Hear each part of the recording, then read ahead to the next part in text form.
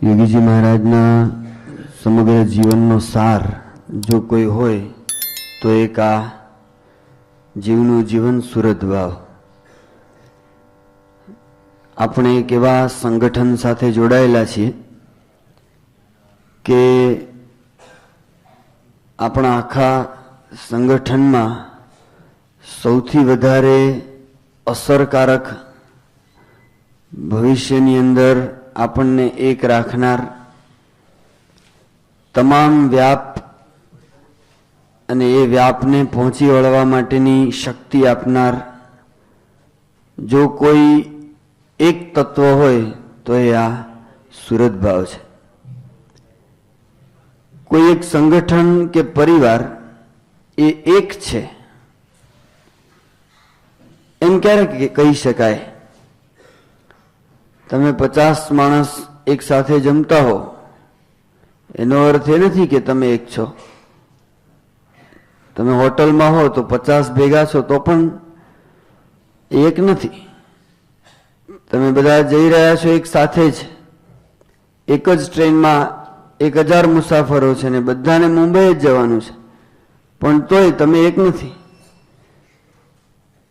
એનાથી જરાક આગળ કે આપણે ભેગા રહેતા હોઈએ, કોઈ એક સ્થળમાં જ ભેગા રહેતા હોઈએ અને તો પણ આપણે એક ન હોઈ શકીએ. એ ધર્મશાળા હોય તો ત્યાં આગળ 500-700 માણસ ભેગા રહેતા હોય, 5 દિવસ ભેગા રહ્યા હોય તો એ ભેગા ન કહેવાય.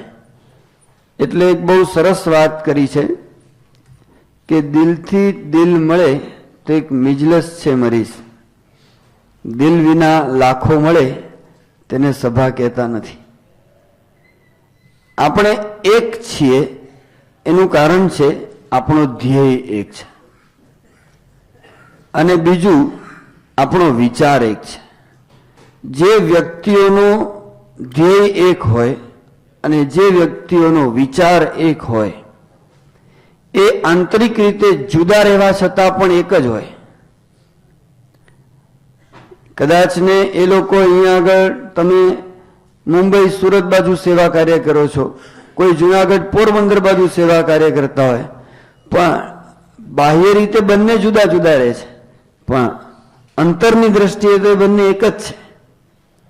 એ દ્રષ્ટિએ જોવા જઈએ તો આપણો ધ્યેય છે બધાનો, આપણા બધાનું ધ્યેય એક જ છે, અક્ષરરૂપ થવું. અને આપણા બધાનો વિચાર પણ એક જ છે, ભગવાન અને સંતનો રાજીપો પ્રાપ્ત કરો. આ સિવાય કોઈ વિચારથી આપણે જોડાયા નથી, આ સિવાય આપણને બીજી કોઈ પ્રાપ્તિ પણ થવાની નથી. તો આપણે એક છીએ માટે આપણે એક વિચાર રાખીને સુરત ભાવ રાખવો. આવું શા માટે કે કરવું પડે છે? જ્યારે આપણા ગુરુ એક છે, જ્યારે આપણા ઈષ્ટદેવ એક છે, જ્યારે આપણો સિદ્ધાંત પણ એક છે અને જ્યારે આપણા શાસ્ત્રો પણ એક જ છે, તો પણ ક્યાંક તિરાડો કેમ દેખાય છે? શા માટે આપણે એમાં વધારે ઊંડાણપૂર્વક આપણી જાતને અંતરદ્રષ્ટિ કરીને મહિમા અને અભાવ અવગુણથી પર થઈને, એટલે મહિમા રાખીને અભાવ અવગુણથી પર થઈને આપણે સમગ્ર સત્સંગ સાથે ઓતપ્રોત થઈ શકતા નથી? આવું શા માટે છે? પહેલામાં પહેલી એની જો કોઈ એક વાત હોય તો આપણે સમજી શક્યા નથી કે ભગવદી એટલે કોણ. જો આપણે સમજીએ કે ભગવદી એટલે કોણ, કે ભગવાન સંબંધી બધું જ ભગવદી કહેવાય. જો તમે શ્રીજી મહારાજના પ્રસાદીના લીમડાને ભગવદીતા હો અને મોટા પુરુષના આશીર્વાદ લઈને એને રોજ કડવા લીમડાને લોટો દૂધ રેડવાનું કહેવામાં આવે તો આપણે કરી શકીએ, કારણ કે પ્રસાદીનો લીમડો છે. પણ યોગી બાપા કે એ લીમડે માથું ભરાવીએ તો છોલાય જ, એ લીમડો ખાઈએ તો એ કડવો લાગે છે, લીમડા પર ચડીને પડીએ તો હાડકા ભાંગે છે. તો આપણે એને પ્રસાદીનો માનીએ છીએ તો કયા અર્થમાં? એને એના સ્વભાવ મૂકી દીધા? એના સ્વભાવ તો છે જ, તો પણ આપણે એને દંડવત કરવાના છીએ, કારણ કે મહારાજનો સંબંધી છે. મહારાજને એક યા બીજી રીતે મહારાજ એની નીચે બેસીને પ્રસાદીભૂત કરેલો છે. આપણે મહારાજ એક જડ વસ્તુને, આવી એક વસ્તુને અડ્યા છે, એની નીચે બેઠા છે, એનો મહિમા સમજી શકીએ છીએ. પણ આપણે આપણા જ સહયોગી, આપણી આજુબાજુના જ BAPSના પરિવારના સદસ્ય જે આપણા સિદ્ધાંત અને આપણા ઈષ્ટદેવને, ગુરુને જ વરેલા છે, એનો મહિમા સમજવામાં ખામી આવી જાય છે. અને એટલે આપણને વારંવાર વાત કરવી પડે છે. એટલે ભગવદી એટલે એક વાર પણ ભૂલથી સ્વામિનારાયણ કે ને ભગવદી કહેવાય એવી વાત પણ તુલસીદાસના દ્રષ્ટાંતથી એમની સાખી દ્વારા યોગી ગીતામાં કહેવામાં આવી. તુલસી જાકે મુખન સે ભૂલે નિકસે રામ, તાકે પગ કી પહેનિયા મેરે તન કી ચામ. આપણા શરીરના ચામડાના જોડા બનાવીને આપવા પડે તો તૈયાર રહેવાની વાત. હવે એટલું બધું તો આપણે ભગવદી સાથે સુરતપણું રાખવાનું નથી કહેતા, પણ જે કેટલાક પાયાના એલિમેન્ટ્સ છે સુરત ભાવની, તો પ્રત્યક્ષ મૂર્તિ કહેવાય. એ તો યોગીજી મહારાજ હતા. અને યોગીજી મહારાજે યોગી વાણીમાં સુરત ભાવ અંગે જે જે વાતો કરી છે એના આધારે જ આપણે આમાં આગળ વધવાનું છે. સૌથી પહેલા યોગીજી મહારાજ કહેતા, સુરત ભાવ શું? સત્સંગીના સત્સંગી થવું ઈ. આમ બાપા કહેતા સત્સંગીના સત્સંગી થાય એ સુરત ભાવ. ઘણા સ્વામી બાપાના સત્સંગી જોય, બાપા આવે ત્યાંથી ફરી બાપા આવે ત્યારે આવે. ઘણા અન્નકૂટથી અન્નકૂટના સત્સંગી હોય, ઘણા પોતાની બર્થડે થી પોતાની બર્થડે સુધીના સત્સંગી હોય. સ્વામી કે સત્સંગીના સત્સંગી. એ સત્સંગીના સત્સંગી શું? જ્યારે ઝીણાભાઈએ કમળસિંહ વાંઝાની ત્યાં આગળ પેલી ખાટલી ઊંચકી અને પોતાના ઘરે લઈ આવ્યા, આ વાતની જાણ થઈ અંતકાળે ઝીણાભાઈની નનામી લઈને મહારાજ એના કરતા બમણા ડગલા ચાલ્યા. તો મહારાજને પૂછ્યું કે તમે ઈચ્છારામજીના પણ આવી રીતે કાંધ નહોતી આપી, તો આ ઝીણાભાઈએ એવું શું કર્યું છે કે જેથી તમે આટલા રાજી થયા? તો મહારાજ શું બોલ્યા? મહારાજ કે એણે મારા ભક્તની ખાટલી પોતાનો અહમભાવ મૂકીને મારા સંબંધવાળા જાણીને મહિમા સહિત સેવા કરવાની ભાવનાથી ભર બજારમાં ઠાકોર સાહેબ હોવા છતાં ખાટલી ઊંચકી હતી, એની મારા આટલી સેવા ન કરવી? આ કેટલી અદ્ભુત વાત કહેવાય. આ સત્સંગીના સત્સંગી બહુ જાણીતી વાત છે. સારંગપુર મંદિરમાં બધા આફ્રિકાના સત્સંગીઓ બેઠેલા, અને જ્યારે ગઢડા મંદિરની બાંધકામની વિગત બધી ચાલતી હતી અને ડિસિઝન લેવાઈ ગયેલું કે આરસનું મંદિર કરવું, પણ એમાં પૈસાની સારી એવી જરૂર પડે એમ હતું અને પહોંચી વળે એમ નહોતું. એટલે શાસ્ત્રી મહારાજ બધા આફ્રિકાના હરિભક્તોને કહેવા માંડે કે તમે કેટલા આપશો, તમે કેટલા આપશો. પ્રભુદાસ લાલાજી એ વખતે કંઈ હાજર નહોતા, એટલે એમણે ફરીથી જ્યારે શાસ્ત્રી મહારાજ પાસે ગયા તો શાસ્ત્રી મહારાજ કે તું ક્યાં હતો? કે સ્વામી હું તો હાજર નહોતો, આવી રીતે કંઈ બહાર હતો. સ્વામી કે તું કેટલા રૂપિયા આપીશ? કે બાપા આપ કોઈ એટલા. કોઈ હાજર નહીં. શાસ્ત્રી મહારાજ ને પ્રભુદાસ બે જ જણા. પ્રભુદાસ લાલાજીને એક હાંધો ને 13 તૂટે એવી સ્થિતિ, ભલે આફ્રિકા હતા તોય સામાન્ય સ્થિતિવાળા જ હતા, માંડ માંડ પોતાનું ગુજરાન ચલાવે. એને આફ્રિકાથી શાસ્ત્રી મહારાજના દર્શન કરવા આવવાની પણ તકલીફ હતી. તો હરિભક્તોએ 5, 15, 50 શિલિંગ ભેગા કરી અને એની ટિકિટ કાઢી હતી. એ શાસ્ત્રી મહારાજ પાસે ગયા. શાસ્ત્રી મહારાજ કે કેટલા નોંધાવાના છે? કે સ્વામી આપ કહો એટલા. સ્વામી કે 5000 શિલિંગ આપી દેજે. હા બાપા, ઉત્સાહથી, જરાય આમ ખચકાયા વગર, જેવી આપની આજ્ઞા. એને ખબર હતી કે મારે 50 શિલિંગનો મેળ નથી, હું 5000 ક્યાંથી કાઢવાનું? આ વાતની જાણ આફ્રિકાના હરિભક્તોને મગન કાકા, હરમાન કાકા બધા બેઠા હતા, આખું ગ્રુપ બધું બેઠેલું, અને એમાં જાણ થઈ. અને પ્રભુદાસે મગન કાકાને વાત કરી કે શાસ્ત્રી મહારાજે મને કીધું કે 5000 શિલિંગ આપજે. મેં આમ છાતી કાઢીને કહી દીધું કે આપીશ. હવે થાય ખરું? હવે તો ત્યાં જવું કમાવું ને કેટલા મેળ પડે ત્યારે કરશું. પણ મગન કાકા એમણે ઊભા થઈ અને પ્રભુદાસને ભેટ્યા કે ધન્ય છે પ્રભુદાસ, તે આફ્રિકા મંડળની લાજ જવા ન દીધી. એક વખત સામી છાતીએ હા પાડી દીધી. હવે એ પૈસા ભરવાની અમારી જવાબદારી. એ પૈસા હરિભક્તોએ સમૂહમાં 200, 300, 500 એમ કરીને વેચી અને શાસ્ત્રી મહારાજને સેવા આપી દીધી. એ સ્વામીને ખબર પડી ત્યારે સ્વામી અચંબામાં પડી ગયા. આ કેવો સુરત ભાવ કહેવાય! આ તો આપણને આઉટસ્ટેન્ડિંગ પ્રસંગો છે આ બધા સત્સંગની અંદર. આ સત્સંગીના સત્સંગ એટલે શું? આટલી બધી હદે મહિમા સમજવો અને બીજાની જવાબદારી માથે લઈ લેવી, આ કેટલી અદ્ભુત વાત! તમે જુઓ, જ્યારે યોગીજી મહારાજે એક હરિભક્ત યોગી મહારાજ પાસે આવ્યા. બહુ જાણીતો પ્રસંગ છે પણ નામ નથી આવતો કોઈના. એ હરિભક્ત આવ્યા એટલે કીધું કે સ્વામી, મારે દીકરી પરણાવવાની છે અને 500 રૂપિયા જ ખૂટે છે. આ હું વાત કરું છું 66-67ની. એ વખતે 500 રૂપિયા એટલે સારી ઘણી કિંમત ગણાતી હોય. તો કે સ્વામી એટલા જ રૂપિયા ખૂટે છે, તો કેવી રીતે આપવા? એમ યોગી મહારાજ વિચારમાં પડી ગયા. પછી બાપાએ ગુણવંતભાઈને બોલાવ્યા.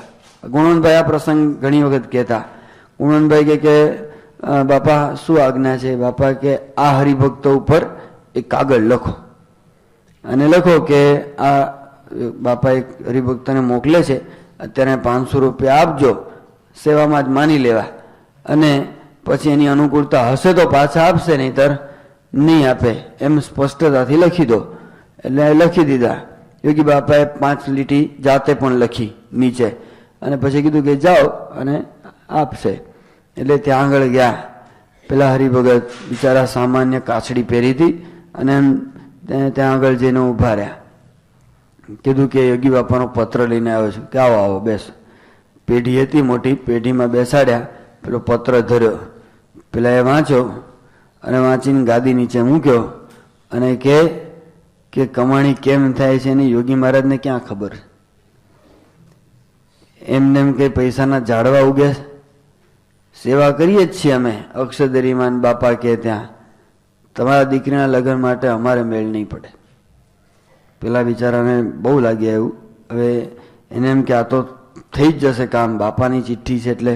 પણ એ તો બિચારા રડી પડ્યા અને પછી પાછા તો બાપા પાસે ફરી આવ્યા જ નહીં. કારણ કે ફરી જાય અને ફરી બાપાને ટેન્શન ને, એટલે એ ફરી ગયા જ નહીં. ને પછી વ્યાજે પૈસા લાવ્યા અને પાર પડ્યું ગમે તે રીતે. પણ એ વાતની 1 વર્ષ પછી યોગી બાપાને જાણ થઈ. બાપાએ એ પેલા હરિભક્તો મળ્યા ને, તો આમ તો ઘણી વખત મળતા હશે વચ્ચે, પણ બાપાને અચાનક વર્ષ પછી યાદ આવ્યું. તો બાપાએ પૂછ્યું કે પેલા હરિભગત આવ્યા હતા ને આપણે પૈસા આપવાના કીધા હતા, તે તમે સેવા કરી છે ને? એટલે પેલા હરિભગત કે ના કે એવા તો બધા ઘણા હાલ્યા આવે. યોગી મહારાજ એટલા ઉદાસ થઈ ગયા ને એ દિવસે બાપા કાંઈ બોલ્યા નહીં, પણ ધીરે ધીરે એ પેઢીની પડતી થઈ. આજે આખી પેઢી ઉખડી ગઈ. નામ નિશાન જતું રહ્યું આખી પેઢીનું. આ આશ્ચર્ય જેવી વાત છે ને.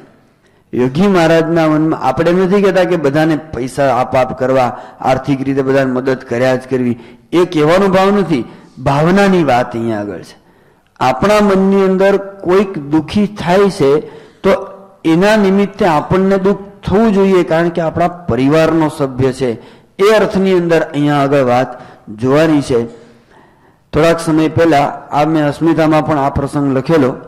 જગદીશ વશિયર એ આપણો જામનગરનો નિરીક્ષક અને એક ઝંડા ચોક નામનો વિસ્તાર, પ્રકાશ કાપડિયા કરીને એક છોકરો 2.5 વર્ષથી સત્સંગમાં આવતો થયેલો.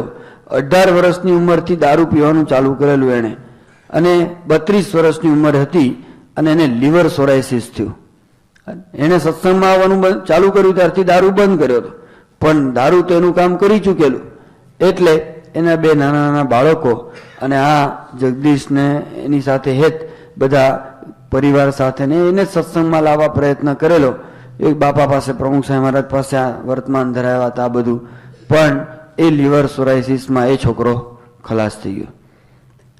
એના સંબંધીઓ એના ઘરે આવ્યા. પેલી બાઈ રોકકળ કરે, કારણ કે અમથું એને કોઈ આધાર હતો નહીં. પેલા એ બધું વ્યસનમાં ખલાસ કરી નાખેલું, ખાવાના ફાંફા હતા. 15 દાડા સુધી સંબંધીઓ એના ઘરમાં રહે, એને ખીચડી તો હાંજ પડે ખવડાવવી પડે કે નહીં, એનાય ફાંફા. એને 3 દુઃખ. પેલા નાના બાળક, એનો બાપ નથી, પોતાનો ધણી નથી, ઘરમાં ખાવા ધાન નથી. આવે સમયે જગદીશ પાછલા દરવાજે અંદર આવ્યો. બધા બહેરાઓ રોકકળ કરતા હતા. એને આ બહેનને બાજુમાં બોલાવ્યા અને કીધું કે બેન, ચિંતા નહીં કરતા, અમે બધા તમારી સાથે છીએ. પ્રકાશ એ અમારો ભાઈ જ હતો. એક વખત એને કંઠી નાખી, એ અમારો ભાઈ કહેવાય. તમે ચિંતા ન કરો, હું મારી દુકાનમાંથી બધો માલ લઈને અહીંયા આવ્યો છું. 1 મહિનો ચાલે એટલું સીધા સામાન પેલા સાથે તેલ મરચું મીઠું સહિત બધો મહિના ચાલે એટલો સામાન સીધાનો ભર્યો. અને 2 બહેનોને, સત્સંગી બહેનોને એની સહાયમાં રાખ્યા. કારણ કે આવી માનસિક સ્થિતિમાં બનાવે શું, કેવી રીતે ખવડાવે, એ બધું બહેનોને રાખ્યા. બધું પાર પાડ્યું. થોડાક સમય પછી જરા ઘર સ્વસ્થ થયું. એને નોકરી માટે પણ પ્રયત્ન કર્યા. કહેવાની વાત એ છે કે જ્યારે બાપાને આ પ્રસંગની જાણ થઈને બાપાએ જગદીશને બોલાવીને કીધું, સ્વામી કે તે આપણા સત્સંગની લાજ રાખી. એટલા બધા રાજી થયા, 2 હાથે ધબ્બા માર્યા. સ્વામી કે આ અદ્ભુત કામ તે કર્યું, જાણે કે પોતાના દીકરાને એક સાચવી લીધો હોય, કે પોતાની એક દીકરીને સાચવી લીધી હોય અને બાપને જે આમ આનંદ થાય. સ્વામીએ એટલો આનંદ વ્યક્ત કર્યો. આ સત્સંગી કહેવાય. જ્યારે આપણે આ જોઈએ ત્યારે આપણને ખ્યાલ આવે કે સુખે સુખી અને દુઃખે દુઃખી. રિવર્સ નહીં, બીજાના સુખમાં આપણે દુઃખી થાય અને બીજાના દુઃખમાં મારો એ જ લાગનો હતો. આ રીત ખોટી છે, આ સત્સંગની રીત નથી. અહીંયા આગળ આપણને આ પ્રસંગે આ વસ્તુનો ખ્યાલ આવે છે. એનું કારણ છે, સ્વામીએ પોતે બધાને પોતાના સંબંધી માન્યા છે, પોતાના સગાવાલા માન્યા છે, અને સગાવાલાથી એ વિશેષ માન્યા છે. જ્યારે આણંદવાળો શંભુ છે તો નાનો હતો, બાપાની સાથે ફરતો, તો પ્રમુખ સ્વામી મહારાજે એ બીમાર જ્યારે પડ્યો તો સ્વામીએ એના પગ દાબ્યા છે, એના કપડાં ધોવાની તૈયારી કરી છે. સા બધા દેવસ્વામી કે રહેવા દો, અમે છીએ, બધા કરશું. એના પગ દાબી આપ્યા, એની કમર. તો આપણને ખ્યાલ આવે. પછી સ્વામી કે તું જમ્યો? સાંજે સભામાંથી આવ્યા એ કે ના, કંઈ ઈચ્છા નથી. તે દેવસ્વામીને પૂછ્યું કે આ ભાત ને મગ બનાવ્યા છે, ખવડાવી દેશો, હમણાં આવું છું. કે સ્વામી કે ના, મગની દાળની ખીચડી બનાવી દો. સ્પેશિયલ એને માટે મગની દાળની ખીચડી બનાવીને સ્વામી એને જમાડી. તો આવા એને પોતાનું મનાય છે. બિપિન કરીને એક આપણો યુવક છે, તમે જાણતા હશો, ત્યાં રેસ કોર્સમાં અમદાવાદ, આપણે વડોદરા રહેતા હતા, ત્યારે બીજે ક્યાંક રહેવા ગયા છે. એ દાસજમાં બાપાની સાથે હતો, પ્રમુખ સાહેબ મહારાજ સાથે. અને રાત્રે તો એ વખતે તો ખબર છે ને તમને કે પેલી નાની નાની ખોલી જેવી પ્રાથમિક શાળા, એની અંદર ઉતારો કરવાનો હોય. તે સ્વામી ત્યાં ઉતરેલા અને રાત્રે સખત ઠંડી, અને પેલો બાજુમાં જ, બાપાની બાજુમાં જ આ બિપિન, બીજા બધા પણ સ્વામી નીચે જ સૂતા, ફ્લોર ઉપર જ ગાદલું રાખીને. તો પેલા ઊંઘમાં ને ઊંઘમાં બાપાની રજાઈ ખેંચી, કારણ કે એને ટાઢ લાગતી હતી ને, તો કંઈક પેલો છેડો હાથમાં આવ્યો તો ગોળ ગોળ કરીને હુઈ ગયો. બાપા ઉઠી ગયા, જોયું ને તો પેલો હૂતો હતો. તો સ્વામી બીજું ક્યાંકથી લઈ આવ્યા, એને પાછું એને ઓઢાડ્યું.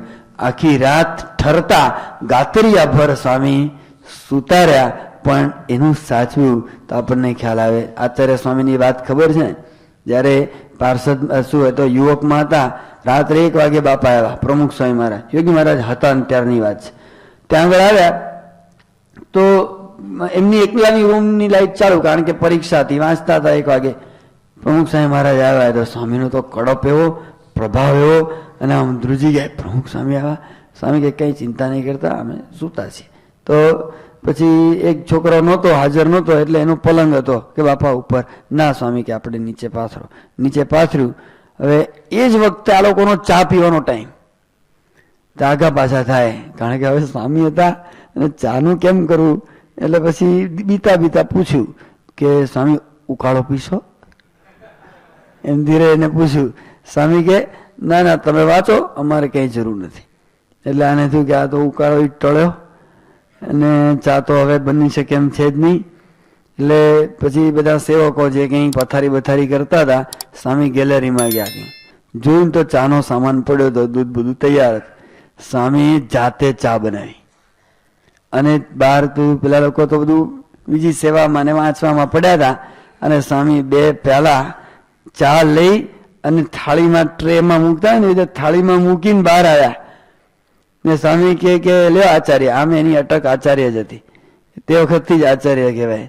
તો લો આચાર્ય. તો એ કે આમ ઉભા થઈ ગયા કે ના બાપા શું તમે એવું કાઢો? તો જોયું તો ચા કે ચા આનંદ આવી ગયો. સ્વામી કે તો ચા બનાવી અમે આજે, તમે રોજ પીવો છો અમારા હાથની આજે ચા. એ કે હવે તમને કેવી રીતે ખબર પડી અમારે ચા? સ્વામી કે અમારા હોય ને એની તો ખબર પડે ને. એટલા પ્રેમથી વાત કરી. આજે પણ કોઈ ભૂલી શક્યું નથી. આ જો વિચારવા જેવું છે. આ સત્સંગીના સત્સંગી એના પ્રસંગો છે, આપણને ખ્યાલ આવે. આ સુરત ભાવ એને દરેકની જરૂરિયાતોનો ખ્યાલ રહે. એનાથી સહેજ આગળ યોગીજી મહારાજનું જ આ વાક્ય છે, સગા ભાઈ અને મા બાપને વિશે પ્રીતિ હોય તેવી પ્રીતિ હરિભક્તમાં રહે તે સુરત પણ. પ્રીતિમાં તિરાડ પડી જાય છે થોડી થોડી, ભગવદી સાથેની પ્રીતિમાં તિરાડ. તો જેની વિશે પ્રેમ હોય ને એ મુશ્કેલીમાં હોય ને દોડી જઈએ, એનું નામ પ્રેમ કહેવાય.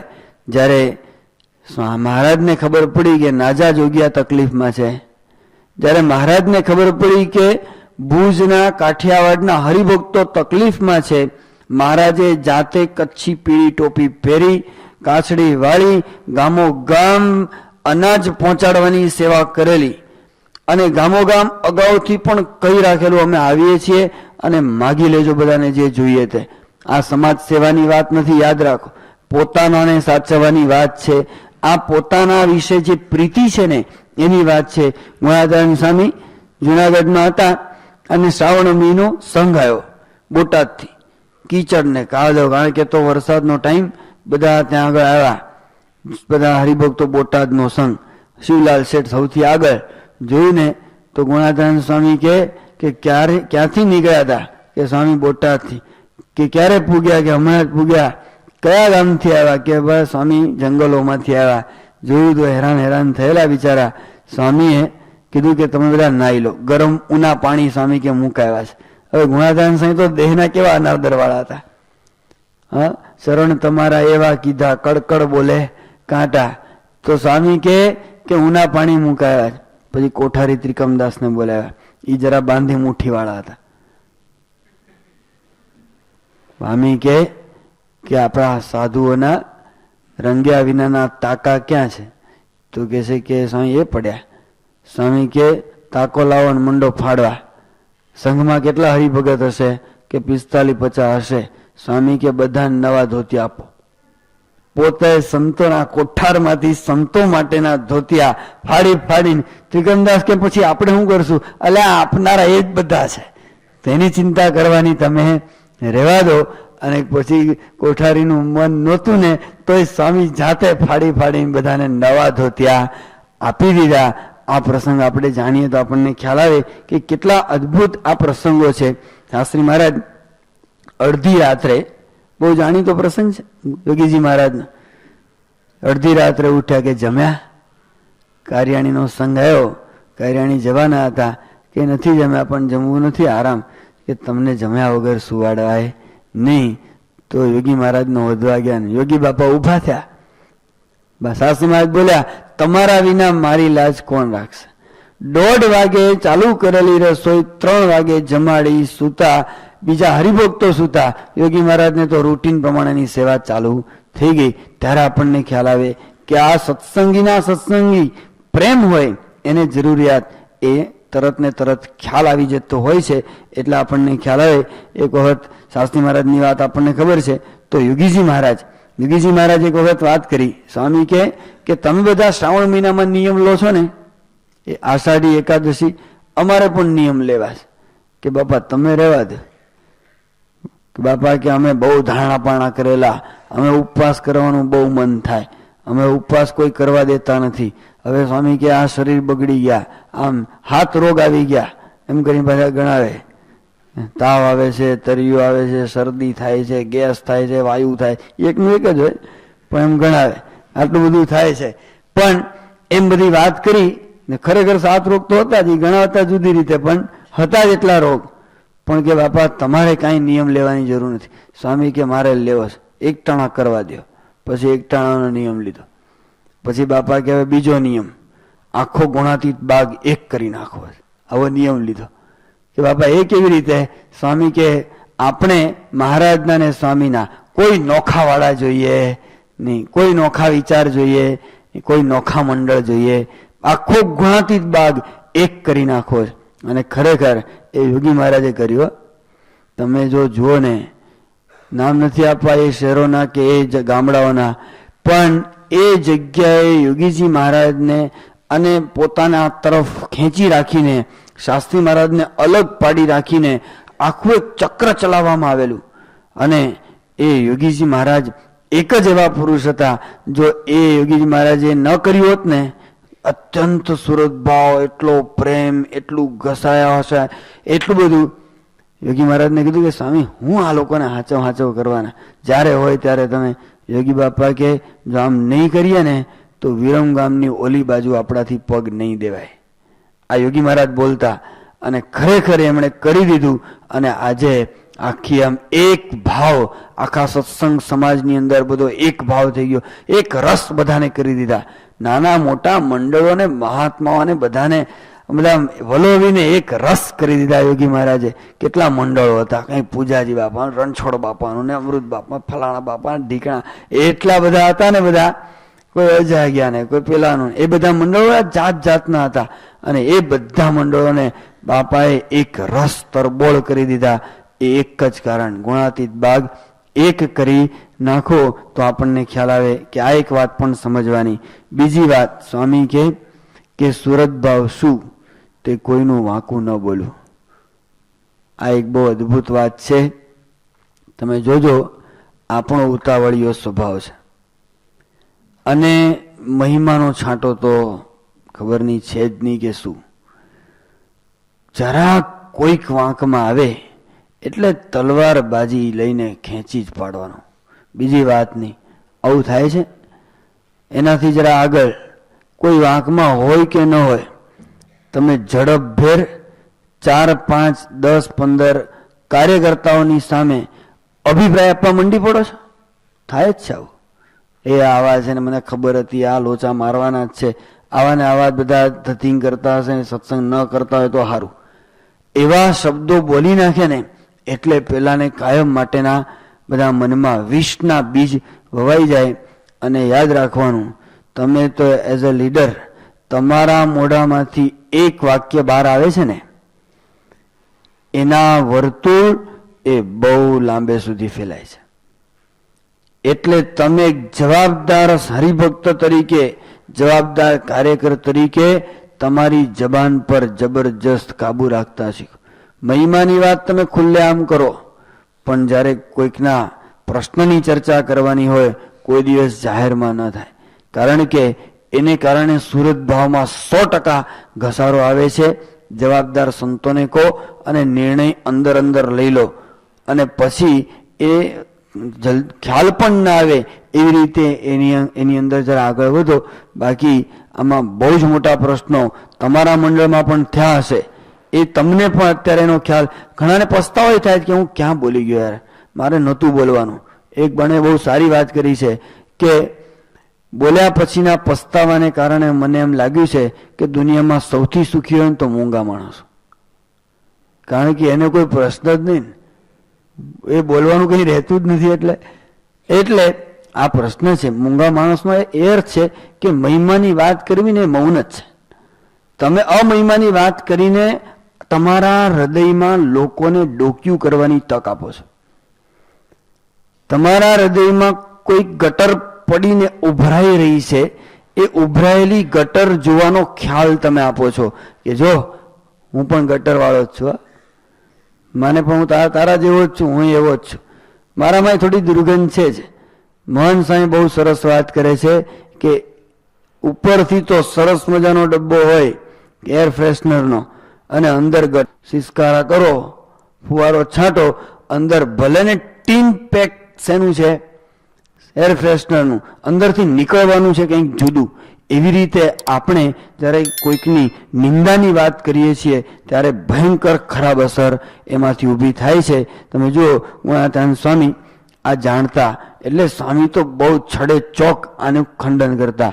સ્વામી કે મેળે ચડીને મલકની નિંદા કરે છે અને બળદ પૂંછડા ઝાટકતા હોય એમ કપડા ઝાટકે છે, એમ એ શું જાણતા હશે જે પોતે મોટા ડાયા થઈ ગયા પણ આગળ તો સ્વામિનારાયણ રાયના લેખા લેશે. એમને ખબર હતી એને નિંદાની વાત આવે એટલે આ લોકોને એલર્જી થઈ જાય, કારણ કે એ એમના પોતાના શરીર ઉપર પડતા ઘા છે. બહુ સમજવાની વાત છે કે જ્યારે સ્વામી ત્યાં આગળ શાસ્ત્રી મહારાજ ત્યાં વડોદરામાં હતા અને એક નિરંમુક્ત દાસ હતા, તેમણે કંઈક ગોરધનદાસ કોઠારીની વગવણી શરૂ કરી કે કોઠારો મોટો થઈ ગયો છે ને ગવર્નર જેવો પાવર કરે છે ને આમ છે ને તમને હેરાન નથી કરતો. શાસ્ત્રી મહારાજને પણ પોતા તરફ કરવા પ્રયત્ન. શાસ્ત્રી મહારાજ કે કોઠારી ગોરધનભાઈ વિશે જેમ તેમ નહીં બોલવાનું, તો એ પેલા ચાલુ જ રાખ્યું. તો સ્વામી પેલા ગીગા ભગત બેઠા હતા ને, સ્વામી કે ભગત આને ઊંચકીને બહાર મૂક્યા. શાસ્ત્રી મહારાજ તો સીધા એક્સ્ટ્રીમ પર જ આવ્યા, ઊંચકીને બહાર જ મૂક્યા.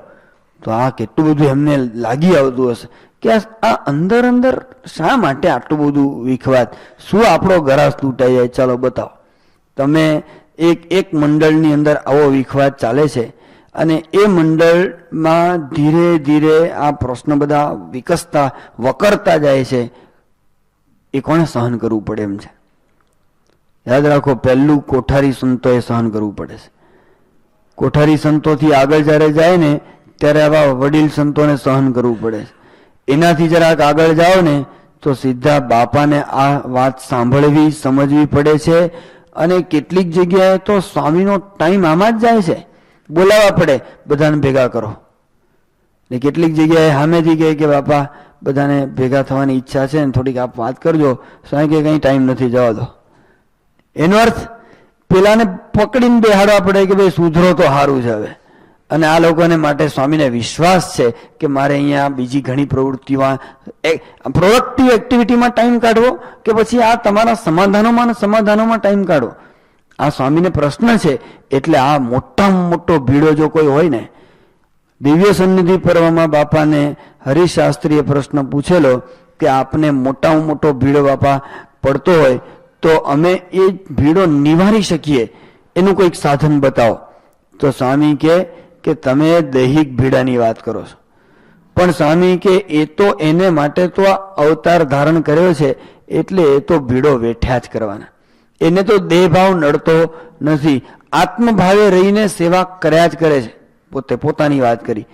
પણ કે મોટામાં મોટો ભીડો કયો છે કે જ્યારે તમને બેને એકબીજાને વિશે બને નહીં ને, જ્યારે તમે એકબીજાની નિંદા કુથલી શરૂ કરો છો ને, જ્યારે એકબીજાની ખટપટ શરૂ કરો છો ને, એનો ભીડો સ્વામી કે અમને વધારે છે. અને જુઓ યોગીજી મહારાજની વાત, સ્વામી કે એક વખત અટલાદરામાં એક વિષ્ણુ સ્વામી હતા, જૂના સંત. શાસ્ત્રી મહારાજના જેવા સંતો હતા ને એને પછી બીજાનો બહુ ભાર પણ પડે નહીં. તો યોગી મહારાજ વિશે થોડુંક બોલે કે જોગી આમ છે ને, યોગીને શું ખબર પડે ક્યાં શાસ્ત્રી ને ક્યાં મહારાજ. યોગી મહારાજને તો કંઈ વ્યવહારની ગતા ગમની, શાસ્ત્રી મહારાજ તો આમ આંખ પારખીને ખબર પડી જાય એમ બધી વાત કરે. તો જે બાપાની સાથે જે યુવકો ફરતા એને ગમે નહીં કે હું યોગી મહારાજનું ખોદ કરે. તો યોગી મહારાજને વાત કરી કે બાપા આ વિષ્ણુ સ્વામી છે ને એ એમ કહેતા હતા કે જોગીને કાંઈ ખબર ન પડે. ક્યાં શાસ્ત્રી મહારાજ? સ્વામી કે સાચી વાત છે, ક્યાં રાજા ભોજ ને ક્યાં ગાંગો તેલી. પછી બાપા કે વિષ્ણુ સ્વામી બહુ મોટા, એવી કઢી બનાવે ને આંગળા ચાટી જાય. હવે એનો ગુણ લે પાછો કે બાપા તમે એમની કઢી ચાખેલી? બાપા કે તીખી બહુ ને એટલે અમે ન ચાખીએ, બીજા ચાખે વખાણ કરતા. તો ચાખ્યા વગર વખાણ કરે, એનું ગુણ ગાય પાછા. કેટલું બધું આ કહેવાય. તો આપણને આશ્ચર્ય થાય. આપણને કોઈક જરાક કે ને કે પેલા તમારા વિશે અમદાવાદમાં ભાઈ જયેશભાઈ તમારા વિશે પેલા આમ કહેતા હતા, એ અમદાવાદ હોય, તમે અહીંયા હો, કંઈ લેવા દેવાના હોય તોય ચોટી ઊભી થાય. મને મારા માટે મેં શું એનું હું બગાડ્યું છે આમ તેમ, હવે જોઈ લઈશું. બતાવી દેવું આ એક જ્વર છે આજકાલ, મોટો રોગ છે. બતાવી દઈશ, હું પણ જોઈ લઈશ. ભાઈ શું બતાવવાનું છે આપણી પાસે? અંદરની ગટર, અંદરના રાગદ્વેષ, અહંકાર અને મમત્વના ટકરાવ, શું બતાવવાનું છે આપણે લોકોને? આપણે આપણા અંદરમાં પડેલા સંબંધના મહિમાની સુગંધ બતાવવાની છે. આપણે અંદર પડેલા સુરદ ભાવની સૌરભ બતાવવાની છે. એને બદલે આપણે આ તંત્ર ચલાવીએ છીએ. મને બરાબર યાદ છે, અમે ત્યાં લંડનમાં હતા, બાપાની પાસે એક હરિભક્ત આવ્યા ડૉક્ટર, કે બાપા મને ઓળખ્યો. એટલે સ્વામી જરાક વાર લાગી આમ, પછી ખ્યાલ તો આવી ગયો, પણ સ્વામી બોલવા જતા તે પહેલા જ એમણે કીધું કે પેલા કાશી કાકા નહીં? એટલે વચ્ચે મેં ડબકું માર્યું કે હા. મને એમ કે જલ્દી પતાવે, કારણ કે બહુ લાંબી લાઈન હતી. મેં કીધું હા. તો સ્વામી મને કે કયા કાશી કાકા? એટલે મેં કીધું કે મને તો 4 કાશી કાકા યાદ આવ્યા. યુકે પટેલના પિતાશ્રી, મૈજડાવાળા કાશી કાકા, પછી અમારે સારંગપુરમાં હતા એક, પછી પેલા કે હા એ સારંગપુર વાળા. એટલે મેં કીધું હા સારું થયું એક તો નીકળ્યા. પછી મેં કીધું કે હા ઓળખ્યા. એટલે સાંઈ કે કયા? એટલે મેં કીધું કે પેલા નહીં સારંગપુર રહેતા ને બહુ બીડીઓ પીતા, આણંદના હતા. સ્વામી એકદમ ખડખડાટ હસવા માંડ્યા. સ્વામી કે ભલા માણસ, એ નાના હતા ત્યારે સાધુ હતા, પછી આશીર્વાદની સેવા કરી હતી, દર વર્ષે મહારાજના તિથિની રસોઈ આપે, અને આખા મંદિરના પંખા એને નંખાવી દીધા હતા. એ કાંઈ યાદ ના આવ્યું, બીડી યાદ આવી. મેં કીધું ભાઈ અમે તો આવા જ છીએ. કીધું અમારી તકલીફ તો આ થોડી રહેવાની, તમે અમને દ્રષ્ટિ આપો એ રીતે અમે જોતા શીખીએ. જો આપણી દ્રષ્ટિ કાક દ્રષ્ટિ છે, વાંક દ્રષ્ટિ છે, વાંકી દ્રષ્ટિ છે, મોટા પુરુષની દ્રષ્ટિ મહિમા દ્રષ્ટિ છે. એ આપણને શીખવાડે છે કે આ રીત બરાબર નથી. અને એટલે બોસ્ટનમાં બાપા હાજર હતા.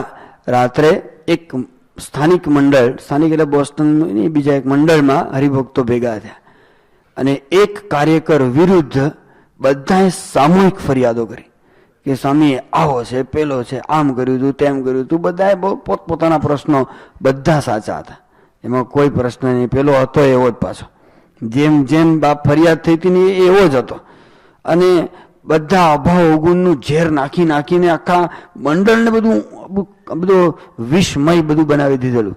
પછી બાપાએ બધું શાંતિથી સાંભળ્યું. પછી સ્વામી કે ક્યાં છે અત્યારે? કે બાપા અત્યારે તો નહીં હોય, ઘરે હોઈ ગયો હશે. સાંઈ કે કાલે સવારે હું વાત કરીશ. સાંઈ કે હવે તમે એની ચર્ચા નહીં કરતા, આપણે વાત કરશું. પછી વાત પૂરી થઈ. પછી સવારના બાપાની પૂજામાં તો 30-35 હરિભક્તો હતા, ભાઈ થઈને. પછી પૂરી થઈ સભા, ને પેલો હાજર હતો. એ હાજર એટલે સ્વામી પાસે આવ્યો. એને કંઈ ખબર જ નહીં કે આ બધી અમારી અગાઉ આવી ચર્ચા થઈ ગઈ છે મારા વિશે. તો લાઈનમાં પગે લાગવા આવ્યો. પછી ડાયરી ધરી કે બાપા મને આશીર્વાદ લખી આપો. સ્વામી ઊભા થઈ ગયા હતા, છેલ્લો જ આવ્યો હતો. એટલે સ્વામી ઊભા થઈ ગયા હતા.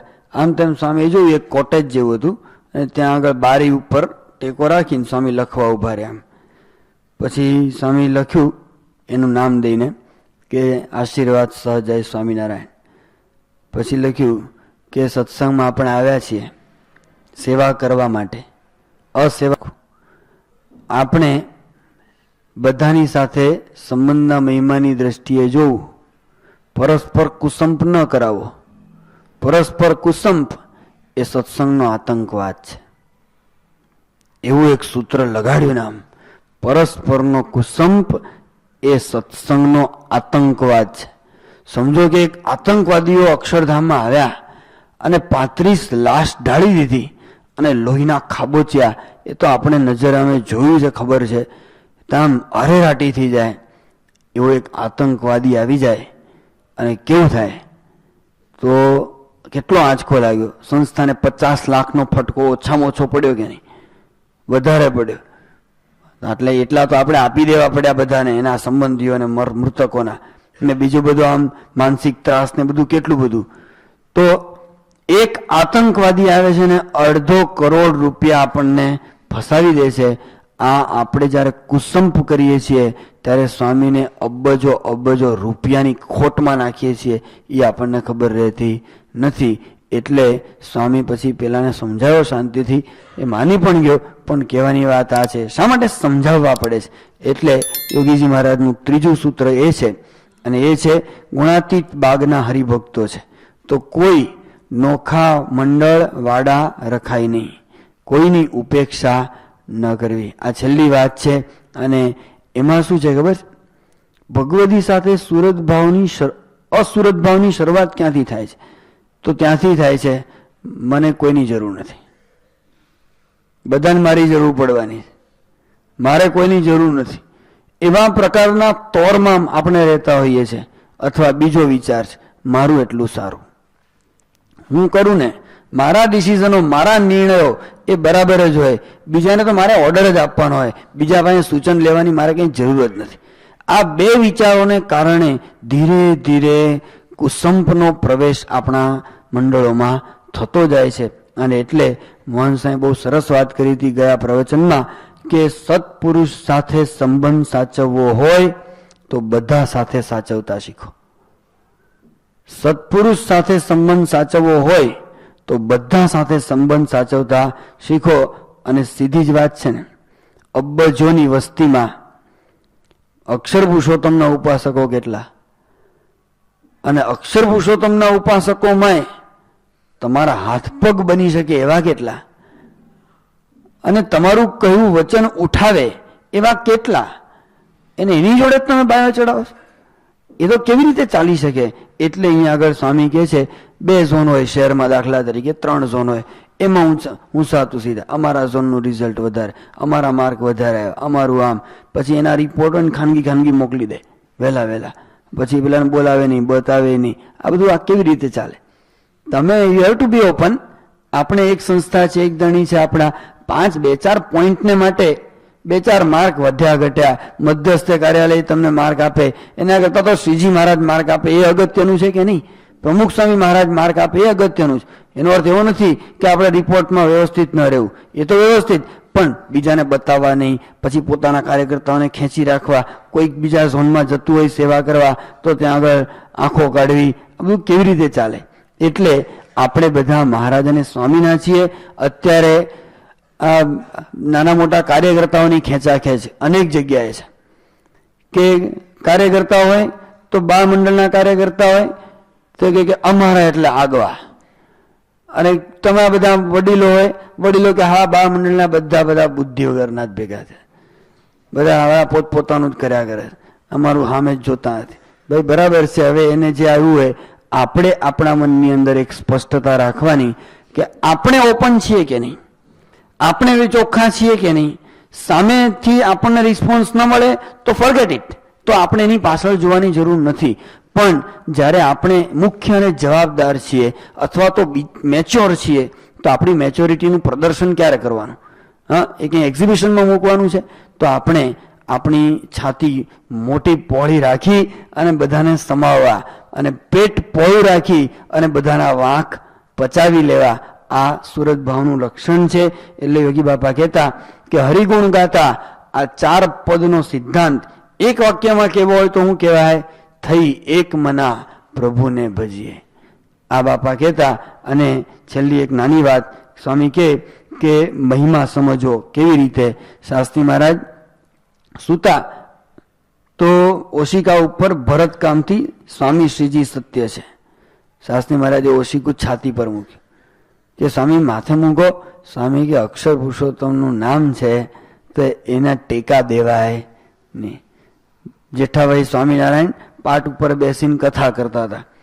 તે કથા કરે તો પેલા લોકોને ગમે નહીં ને કે શાસ્ત્રી મહારાજ નીચે બહેનોલા પાટ ઉપર, કે સ્વામી તમે નીચે આ પાટ ઉપર કથા કરવા ચડી જાય છે, સારું લાગે? સ્વામી કે અક્ષર પુરુષોત્તમની વાત કોઈ મારા માથે બેસીને કરે ને તોય મને મંજૂર છે. આવી રીતનો મહિમા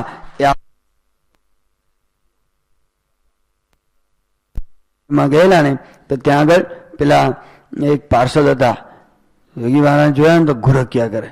તો બાપાએ કીધું કે આ ઠાકોરજીની આરતી કરવી છે, મૂકું સિંહાસનમાં? નહીં મૂકવાનું. યોગી મહારાજ કે સારું કઈ. પછી બાપા લાઈન લઈને ઉભા રહ્યા. પછી કીધું કે ભગત શું નામ આપ્યું કે કયું ગામ? એટલે ભગત છાંચ્યું કરીને કે માળિયા હાટીના. યોગી બાપા એટલા બધા ખુશ થઈ ગયા ને, ઠાકોરજી બીજાને આપીને દંડવત પેલા પાર્ષદને 5 દંડવત ખેંચી પડ્યા. ઓહો, માળિયાના નારાયણદાસ સ્વામી અમારા ગુરુ તમારા જ ગામના હતા, આપણે તો જુનાગઢ દેશના. પેલો બિચારો ગળગળો થઈ ગયો, એને કોણ દંડવત કરે? પછી તો આરતીનો ટાઈમ છે ને આરતી ચાલુ થઈ. બાપા કે પેલા સંતને પાર્ષદ આરતી કરતા, બાપા કે હવે ઠાકોરજી મૂકી દે, સિંહાસનમાં મૂકી દીધા. આરતી ભેગી ભેગી થઈ ગઈ. આ વાત મહિમાથી ઓગાળી નાખે બીજાને. એટલે આ વાત આપણે જો શીખીએ, એક વાત યાદ રાખવાની, એક જણને સત્સંગમાંથી કાઢવો ને બહુ સહેલો છે. ધડ દઈને ફફડાવી નાખો ને તો ઘર ભેગો.